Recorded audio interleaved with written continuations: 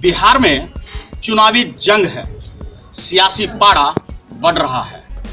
सूरज की तपिश जहां चेहरे पर पसीने की बूंदें बनकर टपक रही है, तो वहीं राजनीति की बिसात बीत चुकी है। बता दें कि शतरंज की इस चाल को चलने के लिए सभी दल आतुर हैं। जनता दल यूनाइटेड भाजपा गठबंधन से जहां खुद को अलग कर लोजपा ने एक नई पहचान गढ़ने की कोशिश की है, वहीं रामविलास पासवान के इंतकाल के बाद एक नई लहर भी लोजपा के साथ चल रही है। अनुभवी आंखें न्यूज ने आपको दिखाया था कि इस बार लोकसभा चुनाव के बाद चिराग पासवान को बिहार में और राजनीति में अपनी पैठ गहरी बनाने के लिए यह सुनहरा अवसर मिला है। आप देख रहे हैं अनुभवी आंखें न्यूज और मैं हूं आपके साथ संतोष गुप्ता। हमारे साथ रुपौली विधानसभा से पूर्व विधायक रह चुके शंकर सिंह हैं। कांटे की टक्कर है, जहां पिछली बार से मंत्री और विधायक रह चुकी इस क्षेत्र में विकास की बयार बहाने की बात कहने वाली बीमा भारती है, तो वहीं सच्चाई और विकास की नई बाट जोहने के लिए आम लोगों की आंखों में एक नई जिज्ञासा जगाने के लिए शंकर सिंह भी चुनाव की बिसात बिछा चुके हैं। मोहरे सभी चलेंगे और इसी बीच हम जानना चाहेंगे कि रुपौली विधानसभा में आखिर शंकर सिंह को जनता वोट क्यों दे। शंकर जी, सबसे पहले तो हमारे चैनल पर आपका स्वागत है, और चूंकि सियासी पारा बहुत बढ़ चुका है तो हम जानना चाहेंगे कि आप एक शब्दों में अगर बयान करें तो आपको जनता क्यों चुनी। हम शुरू से आज से 20 साल तक, आज 55वां टर्म मेरा है, 20 साल से हम सेवा कर रहे हैं। हर अपराध की हर परिस्थिति में हम जनता के साथ हैं, या स्वास्थ्य हो, शिक्षा हो, इसके लिए हम लोग ब्लॉक में, जिला तक हम लोग करते हैं। आपकी विधानसभा में आपकी नज़र में प्रमुख समस्याएं क्या है और वो मुद्दे क्या हैं जिनको लेकर आप जनता के बीच जा रहे हैं। हमारे विधानसभा में सबसे प्रमुख समस्या है कि 8-10 पंचायत ऐसा है कि बाढ़ कटाव में हर साल कट रही है। आज तक, आज़ादी के बाद आज तक उस पर कोई नज़र नहीं है। इसलिए सबसे पहला काम हम वही करेंगे। शिक्षा के क्षेत्र में सबसे पहला कदम उठाएंगे, और स्वास्थ्य में जहाँ तक हो वहाँ पूरे जिला में, रुपौली क्या पूरे जिला में।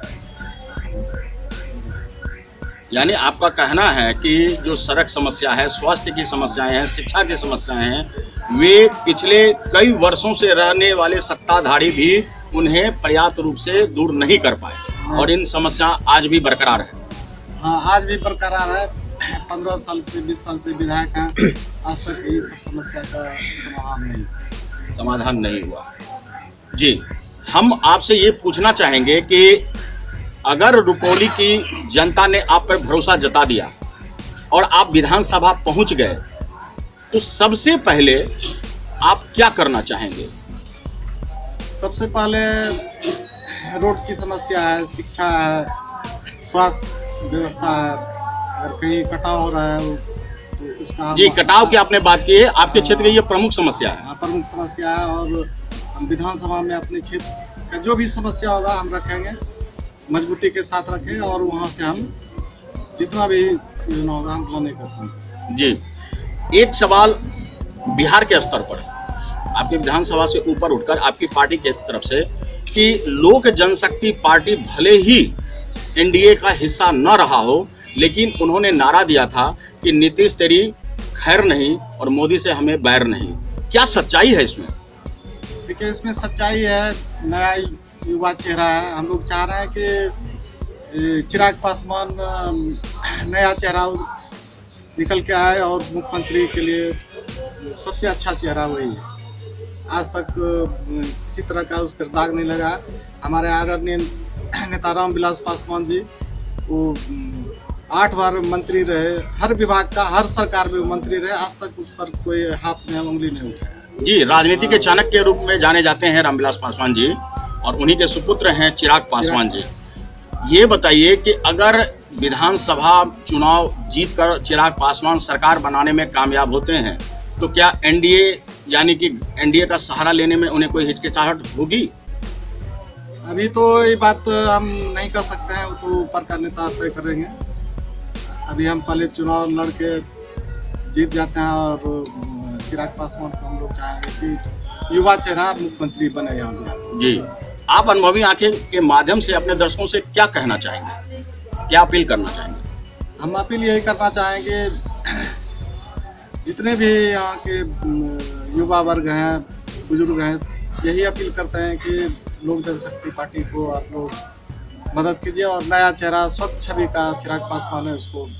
जी, कोरोना का काल रहा, बल्कि यूं कहिए हाहाकार का काल रहा। बाढ़ से भी लोग ग्रस्त रहे, त्रस्त रहे, परेशान रहे। ऐसे में सरकार द्वारा दिए गए जो भी सुविधाएं थी उन पर सवाल उठ रहे हैं। आप क्या कहना चाहेंगे?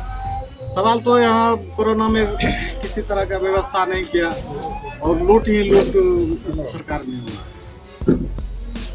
पर व्यक्ति 250 रुपया था जिस समय लागू हुआ था लॉकडाउन, लेकिन धरातल पर कुछ नहीं हुआ। सरकार का बहुत बड़ा कम लूट है। जी, तो इस तरह की समस्याएं जो आपातकाल जैसे हो गई, ये राष्ट्रीय आपदा हुआ, तो इन परिस्थितियों में आपने जनता के बीच में जाकर क्या कुछ किया? हमने तो जनता के बीच में सारा समस्या सुने, जहाँ तक मदद करने का हुआ हॉस्पिटल यथासंभव आपने मदद की। जी, लोक जनशक्ति पार्टी बिहार में कोई नया नाम नहीं है और चिराग पासवान रामविलास पासवान के उत्तराधिकारी के रूप में इस पार्टी के सुप्रीमो हैं। ही पार्टी से पहले भी विधानसभा में पहुंच चुके हैं शंकर सिंह। एक बार फिर से दावेदारी ठोक दी है। बिहार की जनता अपना वोट देंगे 7 नवंबर को। अगर आप वोटर हैं तो 7 नवंबर को अपने मतदान केंद्रों पर जाकर अपने विवेक से वोट जरूर दें। देखना दिलचस्प होगा कि 10 नवंबर को जब पिटारा खोला जाएगा तब किनके भाग्यों का उदय होगा, किनकी हो जाएगी सह और किनकी हो जाएगी मात। देखना दिलचस्प होगा। दिलचस्प इसलिए भी कि कौन कर देगा भीतरी घात। शतरंज की बिसात है और राजनीति की मोहरें और चालें सब चलने को आतुर है। 10 नवंबर को सब कुछ स्पष्ट होगा, लेकिन इस बीच शंकर सिंह जनता के बीच आ चुके हैं। शंकर सिंह के जनता के बीच जाने के सारे कार्यक्रम हम दिखाएंगे, आपको बताएंगे कि जनता के बीच जाकर वो कैसे वोट मांगते हैं और जनता उन्हें किस तरह भरोसा देती है। कहीं मत जाइए, हमारे साथ बने रहिए और देखते रहिए अनुभवी आंखें न्यूज, क्योंकि यह आपका चैनल, आपकी आवाज। अगर आपने अब तक हमारा चैनल सब्सक्राइब नहीं किया है तो सब्सक्राइब करें और बेल आइकन अवश्य दबाएं ताकि खबरों का नोटिफिकेशन आपको मिलता रहे।